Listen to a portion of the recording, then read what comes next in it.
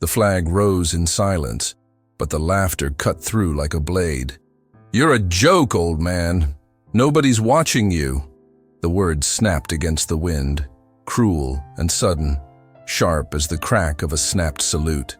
A group of young men in gray city uniforms stood behind him, snickering without shame. One of them, arms crossed and smirking, cocked his head mockingly. "Is that how they taught you to stand? Shaken like a leaf?" In front of them stood Wilson Tully, 84 years old, thin frame beneath a brown field coat zipped tight to the collar. His right hand hovered in a salute, trembling slightly, weathered fingers stiff from decades of arthritis. The rising sun caught the deep lines in his face, not just age, but something more enduring, something earned. The flag, high above the courthouse plaza, climbed slowly up the pole, each metal clip clinking in rhythm like old boots on parade pavement. Wilson's gaze never left it. He did not move. He did not answer. Behind him, another voice barked out a hollow imitation of command. "Stand at attention! Soldier reporting for TikTok duty!" More laughter. Phones out. Cameras ready. A nearby mother gently turned her child away, unsure whether to intervene or disappear. A folded flag rested beneath Wilson's left arm, crisp, carefully held. Not a prop, not a decoration. A memory wrapped in blue. A gust of wind caught the edge of the flagpole ropes. One of the city workers coughed out another jeer. "Bet he thinks he's still at war or something." Just beyond the flag, on the raised platform, a decorated officer paused mid-step. He had been scanning the program list in silence, but now he raised his eyes. Steely, focused, watching. The general did not move. Not yet, but something had changed. Someone else was watching. If you believe every veteran deserves respect, please subscribe, because every view helps this message reach those who need it most. The flag reached the top of the pole, the cable rope whipping against metal with a soft clack-clack that seemed to echo louder than it should have. Wilson Tully lowered his hand with deliberate care, each finger uncoiling slowly from the salute as if every knuckle had its own memory. His right arm hovered at his side for a moment, then returned to support the folded flag tucked tightly under his left. He exhaled, slowly, the kind of breath that only comes from decades of holding things in. At 84, Wilson's bones moved like old hinges, quiet, resistant, but dependable. The shrapnel from the hill in Quang Tri still nested somewhere near his hip, and the limp it left behind made every step measured. His gait wasn't weak. It was intentional, controlled. That same discipline had kept him alive when chaos roared in his ears and the world went red. Now it helped him cross a courtyard where laughter, not bullets, cut deepest. He didn't look back. Each Veterans Day, at exactly 9:01 in the morning, Wilson Tully came to this courthouse alone. No matter the weather, no matter the crowd, he would salute the raising of the flag without a word. He never brought signs or told his story. He never asked for a podium. The most anyone ever noticed was the folded flag he carried, well maintained. No case, no inscription, just cotton and silence. It wasn't for display. It was for memory. The edge of his hearing aid whined briefly, a high-pitched squeal that made him flinch. He adjusted it, not with annoyance, but familiarity. The little things, the breakdowns, the static. It was part of the routine now. He fished a handkerchief from his coat pocket and wiped his brow, then checked the time on a scuffed military-issue wristwatch, the kind with no battery, just wind and reliability. The minute hand sat squarely on the one, on schedule. He turned toward the front row of chairs, lined in uneven rows beneath the courthouse steps. Some were already occupied by local officials with distracted eyes and paper programs. Others were marked with signs, reserved for counsel, or draped in red, white, blue ribbons. But one seat, near the center, bore a single white card with bold black print, VIP. Wilson moved toward it with the patience of a man who had climbed worse terrain. Behind him, the murmuring picked up again. One of the city workers muttered, not quite under his breath, "He's been doing this for years. Doesn't even have anyone left to honor." Another voice snorted in response. Some folks just can't let the past go. Wilson heard them. He always did. But his eyes never shifted. He clutched the flag a little tighter, then stopped in front of the VIP seat. Without sitting, he leaned down slowly, placing the folded flag on the chair as if it were fragile, as if it might break if set down too quickly.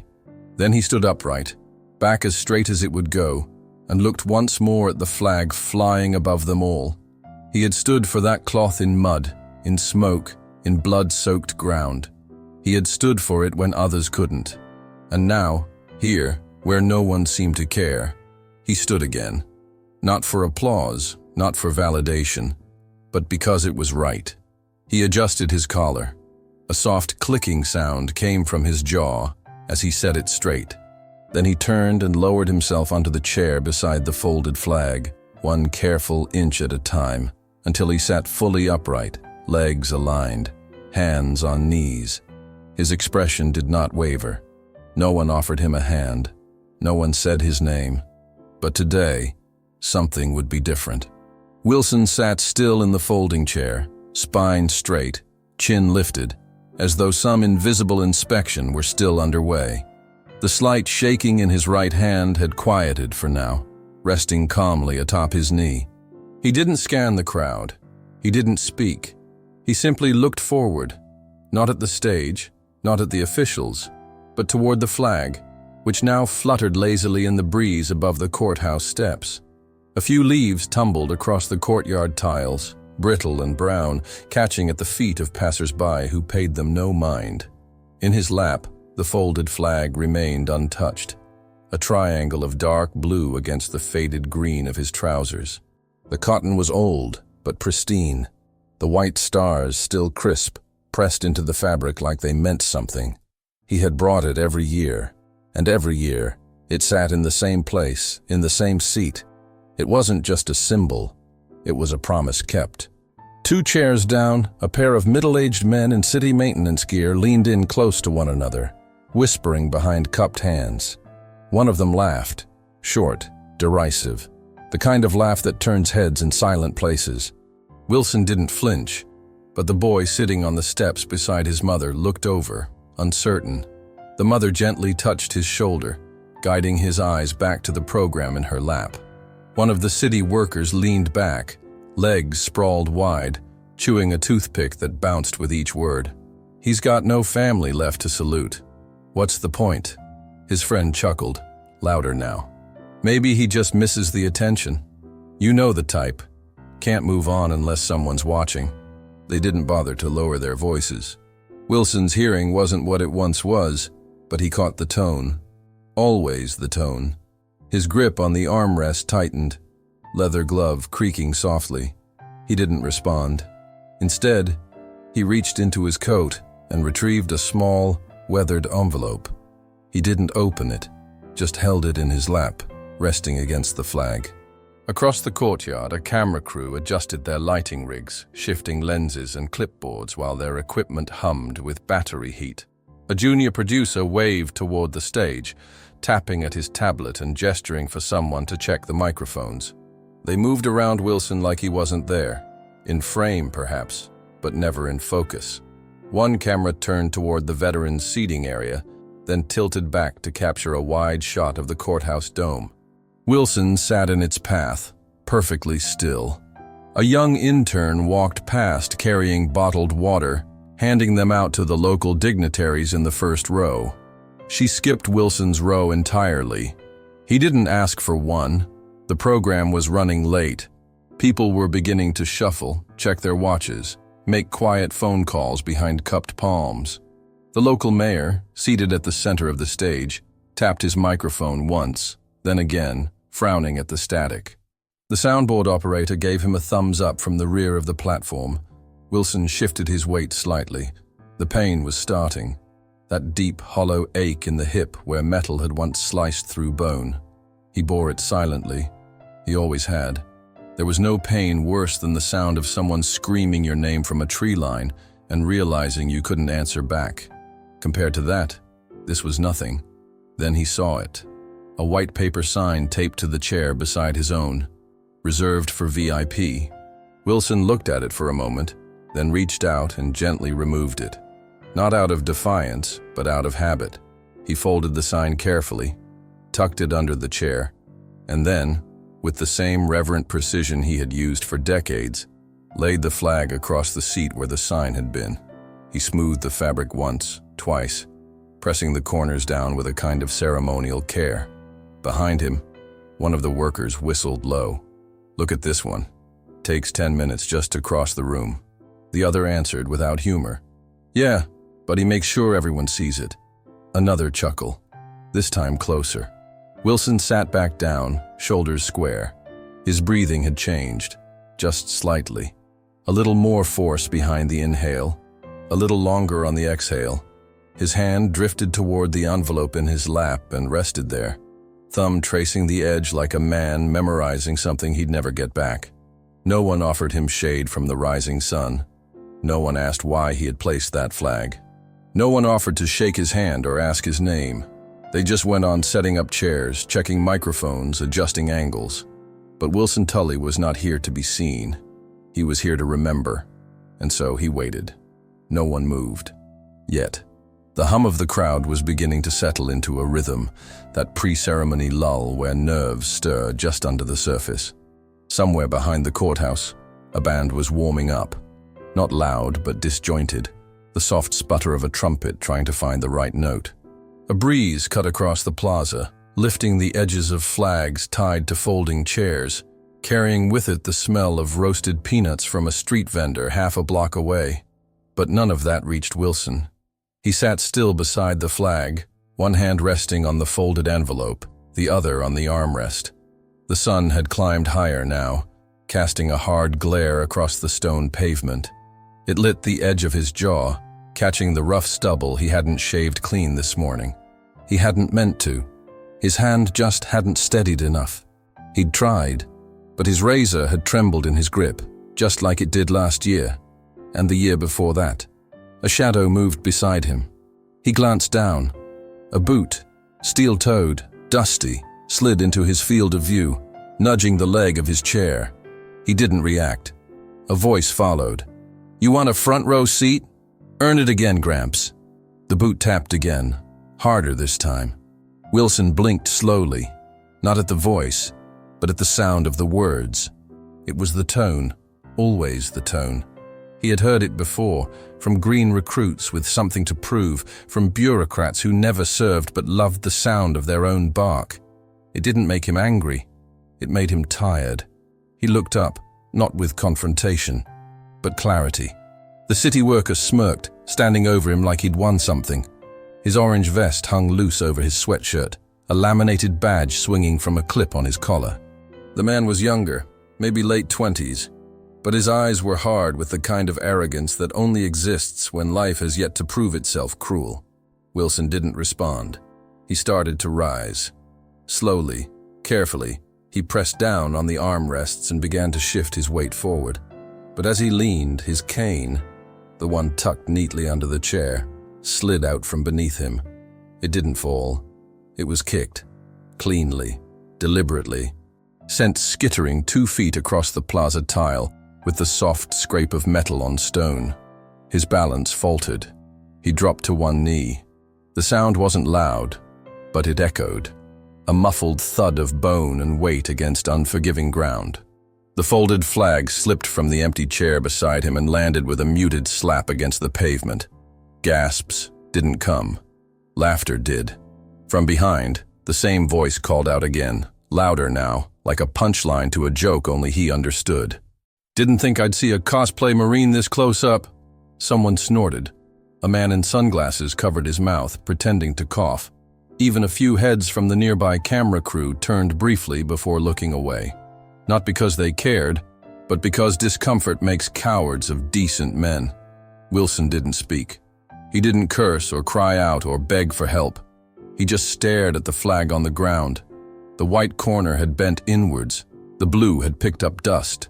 He moved to retrieve it, slowly, methodically. But before his hand could reach it, a foot stepped in between. Not stomping, not crushing. just in the way. Passive obstruction, power without sound. A nearby staffer, clipboard in hand, headset slung around her neck, looked over, expression twisted in half smile, half smirk. Some people just love playing soldier. There it was again, the tone. Wilson froze. He didn't look up. He didn't have to. A pair of worn fingers reached forward, trembling slightly, and lifted the flag as if retrieving a fallen comrade.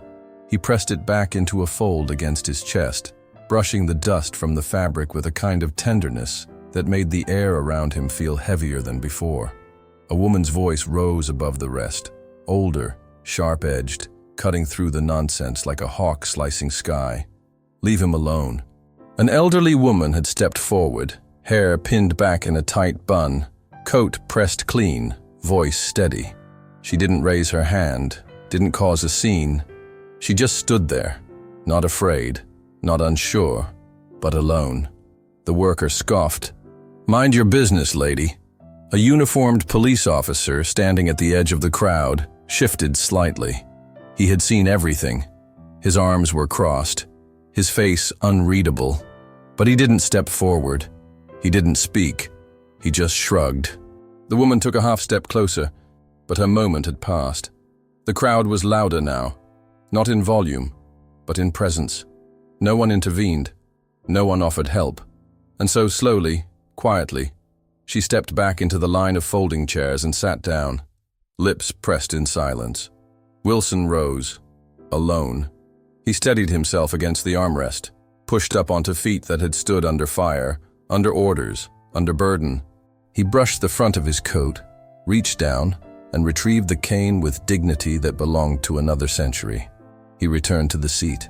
He placed the flag beside him again.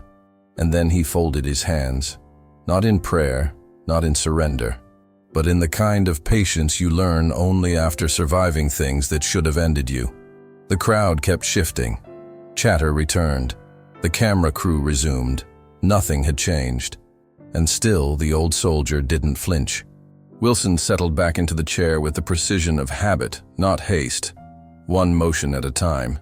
He reached to adjust his coat where the knee had buckled it awkwardly, smoothing the front until every wrinkle was pressed down by hand. The flag rested once more across his lap, neat, centered, dignified. Its corners were cleaner now, but still bore faint scuffs from the pavement. He took out the cloth handkerchief again, this time folding it in a triangle, matching it slowly against the edge of the flag as if he were reinforcing its honor with something personal. The sun had crested the top of the courthouse. Its rays were no longer gentle. They hit the plaza directly, casting long angular shadows between the chairs and the flagpole. Sweat formed along Wilson's brow, not in beads, but in a subtle sheen, absorbed quickly by his weathered skin. He didn't blink it away. He didn't wipe it. He let it settle, part of the moment, part of the day. A sharp wind cut across the square just then, strong enough to make the folding chairs shiver slightly. One of the VIP signs flapped loose, dangling from its tape. Wilson reached out and pressed it flat with 2 fingers, not to save it, but to stop it from disrupting the stillness. He then returned his hand to his knee, fingers curved gently inward. His back remained upright, though anyone watching could tell that it took effort now. He didn't look for the men who had mocked him. He didn't scan for allies. He simply waited, eyes forward, posture steady. A quiet line drawn not in confrontation, but in character. There was no retaliation, no protest, just the unwavering patience of someone who had already fought his battles and would not give another man the satisfaction of dragging him back into one. The crowd around him shifted again, a different energy this time, less loud, less amused. They weren't laughing now, but they weren't intervening either. The tension had been swallowed by a strange kind of collective unease, the sense that something sacred had been brushed too hard, and no one was brave enough to admit it. A woman seated nearby, the same one who had spoken earlier, removed her sunglasses. She looked at Wilson as though trying to understand something not visible to the eye. Her husband leaned over, whispered something too low to hear. She didn't answer. She just stared. On stage, A few city officials began conferring quietly, gesturing toward their watches. The mayor shook his head once and sat back down, fidgeting with the papers in his lap. Somewhere behind the stage curtain, the local high school band was tuning up again. The familiar squeak of reeds and the shuffle of music stands echoing faintly through the microphone system. Wilson didn't turn his head. His eyes remained on the flag, not the one in his lap, the one flying, the one above the courthouse, rippling now in full wind. Its edges shimmered against the sunlight, a soft strobe of movement and stillness. To the crowd, it was just fabric. To Wilson, it was memory. He blinked once. A brief flash, not long, but waited, as though a frame of something long gone passed across his mind. The sound of rotor blades, the smell of diesel mixed with wet jungle, the sudden lurch of boots slipping in mud, the jarring metal slam of a ramp dropping in hostile territory. That flag hanging above the chaos still flew. Back in the courtyard, a city worker moved toward the microphone near the stage. But before the man could speak, he hesitated, glancing over his shoulder toward Wilson. He didn't know why. He just did. Wilson adjusted his jacket collar. He unbuttoned the top button, then changed his mind and refastened it. The fabric resisted slightly, but he pressed it down, tucking it neatly beneath the lapel. His fingers found their old rhythm, that same unconscious military precision, even now, after all these years. A habit formed not from vanity, but from ritual. The act of presenting oneself with respect, even when the world has not earned it. A boy sitting a few rows behind leaned toward his father. "Why does he sit like that?" he whispered. The father didn't answer right away. Then quietly, so only his son could hear, "Because that's what men like him do." Stillness returned, but not emptiness. A different kind of attention now. Not applause, not validation, but awareness. Something quiet had shifted. A layer deeper than manners, deeper than politics. The air felt heavier, like the moment had been coated in something sacred that couldn't be touched, only observed. And behind the crowd, past the band and the podium and the raised stage, a man in uniform had risen from his seat. But another uniform had taken notice. At the edge of the raised platform, just behind a rust-colored curtain and half obscured by a speaker stand, a man had not moved in 20 minutes. While others shifted, talked, fidgeted, and planned, he remained seated, upright, unblinking. His eyes never left the veterans section, and in particular, the solitary figure at its center, the man who had taken a knee and then stood again, without assistance, without a word. Lieutenant General Matthew Coleridge, United States Army, did not wear his medals today. His dress blues bore the crisp sheen of ceremony, the creases still sharp from a press done at dawn. But his chest was bare of decoration. No ribbons, no badges, only the polished eagle pins at his collar and the weight behind his eyes, a weight no decoration could summarize. He was not here to be seen. He had been scheduled to speak at the 11th hour, a closing statement after the mayor's remarks and the student band's medley of patriotic hymns. The organizers had asked for a personal anecdote, something light, something touching. He had written a few words. But now, sitting here, watching what had just unfolded across the plaza, he knew they would not be enough. He didn't speak, didn't whisper, didn't lean toward his aide seated 2 chairs down. He simply watched, his gaze fixed not on the crowd, nor the program, but on Wilson Tully, the man sitting beside a folded flag like it was his oldest companion, his quietest burden. Coleridge had seen that look before, in Afghanistan, during the fall of Sangin, in hospital corridors where men wept without sound, in Arlington, where rows of white stone whispered stories only men like Wilson could still carry. His aide finally leaned in. "Sir, do we begin?" The general blinked once, just once, then turned his head slowly, gaze still heavy, voice low but deliberate. "Not yet." The aide hesitated, confused.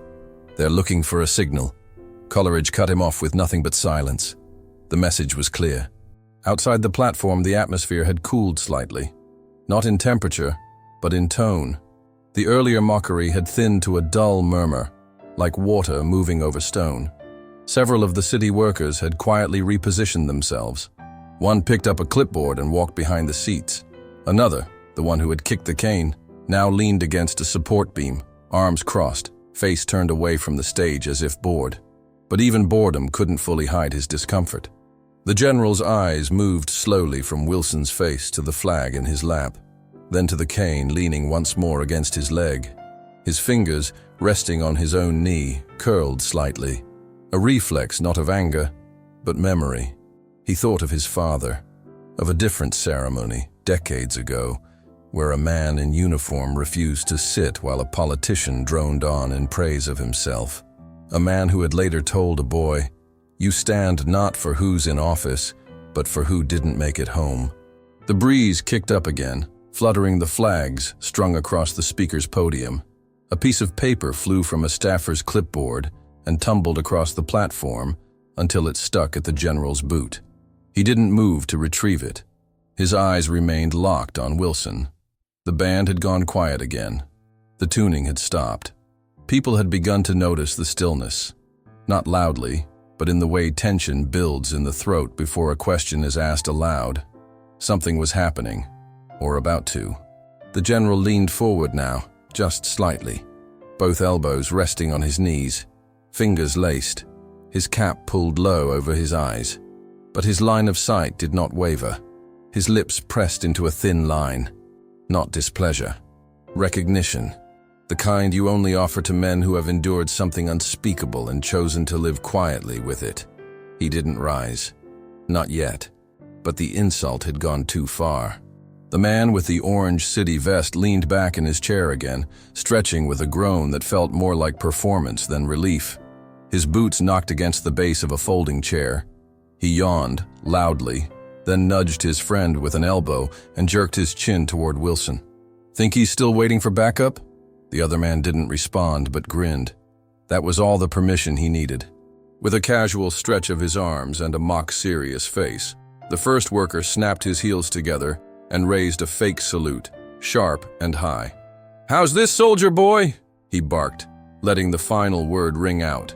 His hand wobbled deliberately, mocking the tremor that had overtaken Wilson's earlier salute. A few nearby chuckles rose from spectators who didn't quite know what they were laughing at, or why they didn't feel good about it. Wilson didn't move.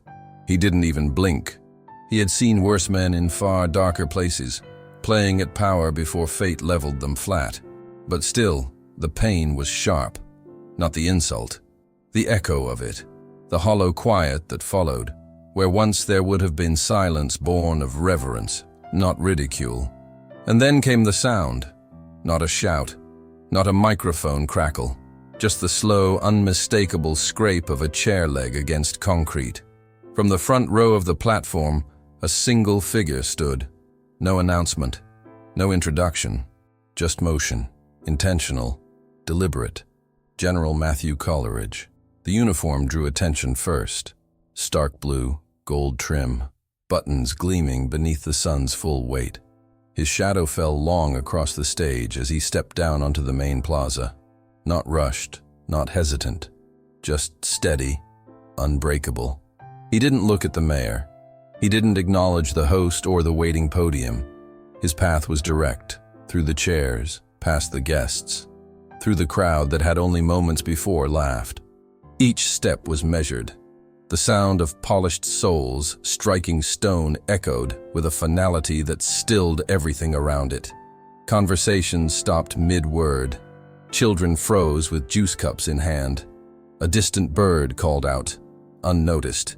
Even the camera crew turned, adjusting their lenses in haste, sensing something was unfolding that no one had scripted.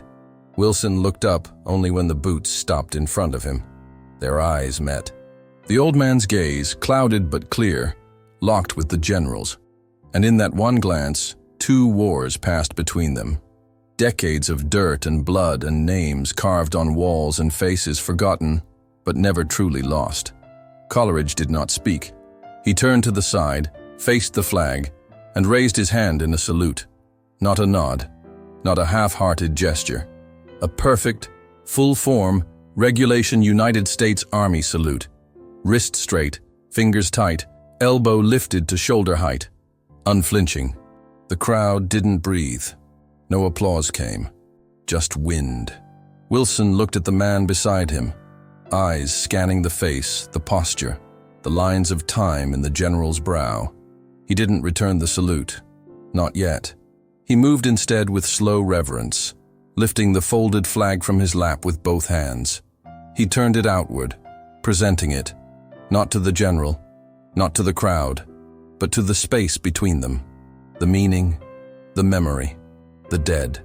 And then the general stepped forward. Without a word, he reached out and received the flag. The moment was not rehearsed. It was ritual. He held it against his chest, then knelt, one knee to the ground, and placed the flag gently on the seat where Wilson had first laid it. He stood again, turned to Wilson, and spoke only then. "Permission to sit beside you, Master Sergeant." His voice was quiet, but it carried, clear, certain. Wilson nodded. Once. The general sat, not on the edge of the chair, not facing the crowd, but shoulder to shoulder with the man who had been humiliated, ignored, and left to carry memory alone. And in that silence, something vast began to shift. Not a sound from the officials, not a line from the program, only presence. The diner fell completely silent. The plaza was still, not frozen, just held by something unseen, like a field after gunfire or a chapel before prayer. The kind of silence that doesn't fall, it arrives. It pressed into the space between the folding chairs, the steps, the podium, even the camera lenses now refocusing on what truly mattered. Wilson Tully sat with his back straight, his breath even, his hands folded once more across his lap. The general sat beside him, hat now resting in his lap, head slightly bowed. Their shoulders did not touch, but the space between them held a weight heavier than armor. Neither man spoke, neither moved, and no one around them dared break that stillness. Behind them, the crowd had shifted, not in movement, but in awareness. Heads had turned. Conversations had faded to nothing.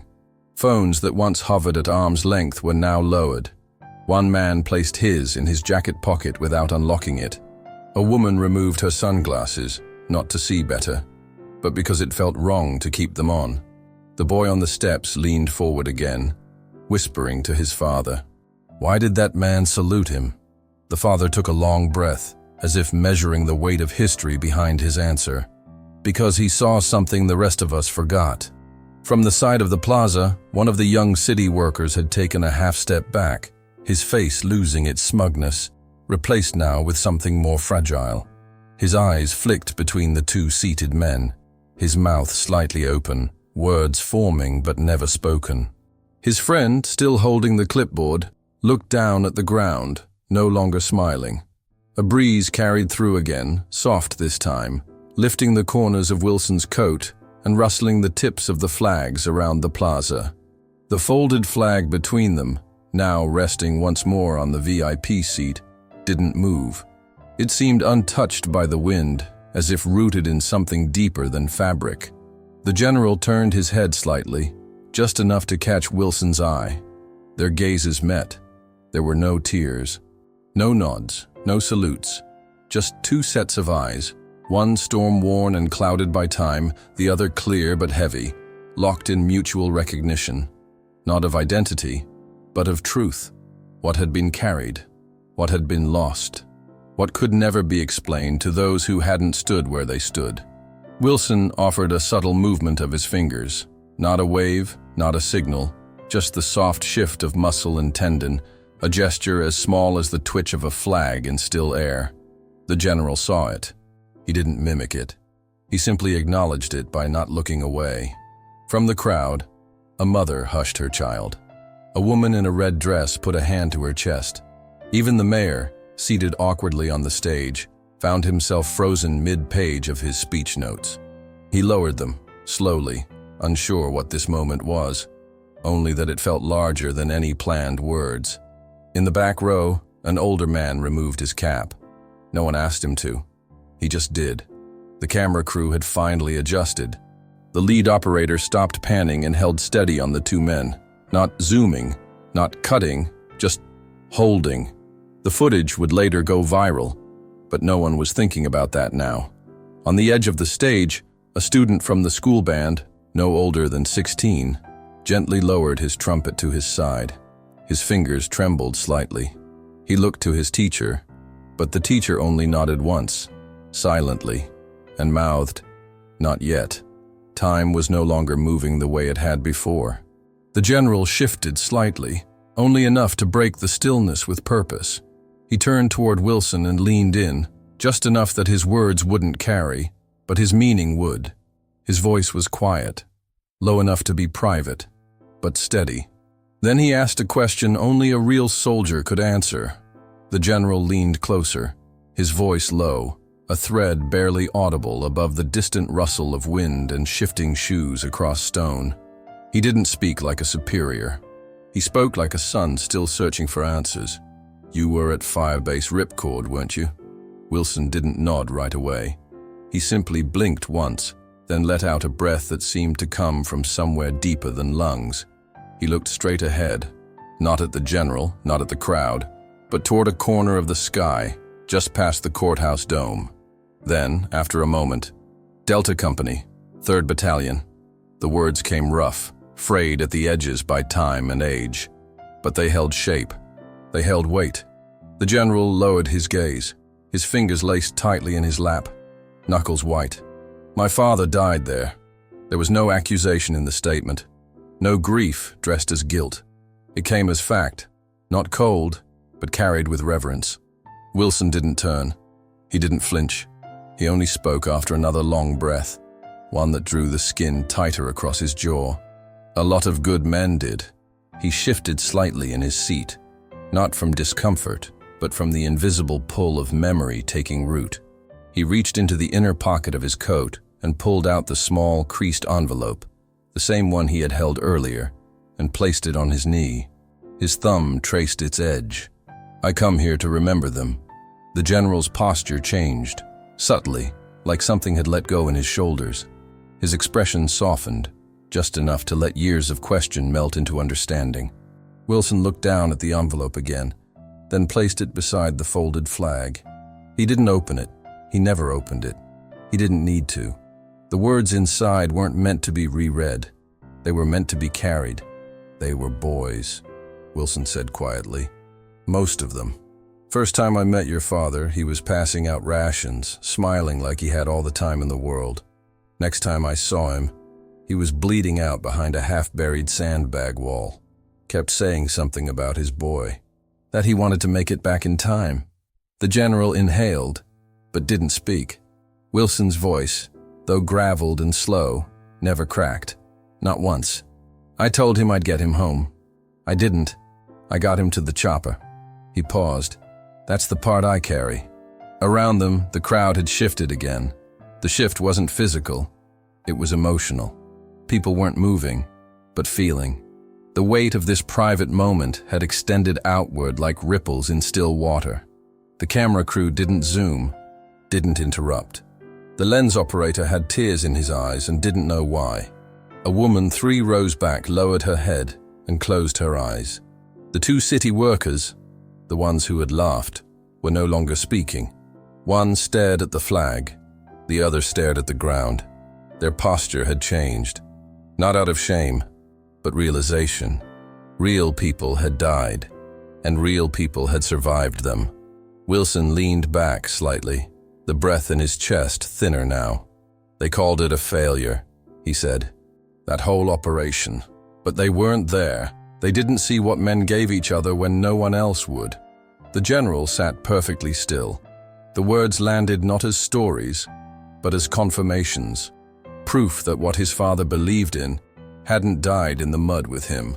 From the corner of the crowd, someone dropped a phone. It hit the concrete with a sharp slap, but no one looked. Not even the owner. Eyes stayed forward. Wilson didn't speak again. He didn't have to. The story had been told, not in detail, but in devotion. And for the first time in years, Wilson's hands stopped shaking.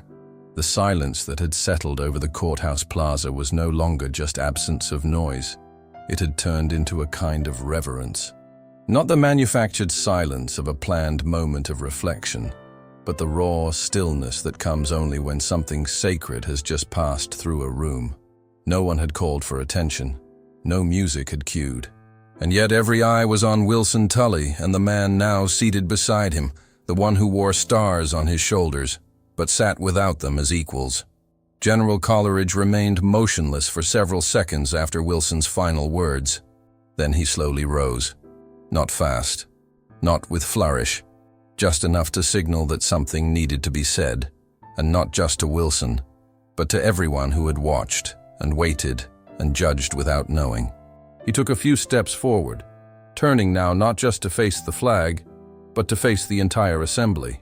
"It's because of men like Wilson Tully," the general said, his voice calm but carrying, "that I wear this uniform." There was no microphone, no platform, yet every word landed like a pin dropped in a quiet hall. Because of what they represent, what they endured, and what they still stand for, even when no one else is watching. He didn't gesture to the crowd. He didn't point toward the mockers. He simply stood tall, the shadow of his figure stretching over the tiles, touching the corner of Wilson's chair. The mayor, seated awkwardly beside the city council, looked around for a cue, unsure whether to stand or wait. His hands fumbled with the event program, then folded it neatly and placed it on his lap.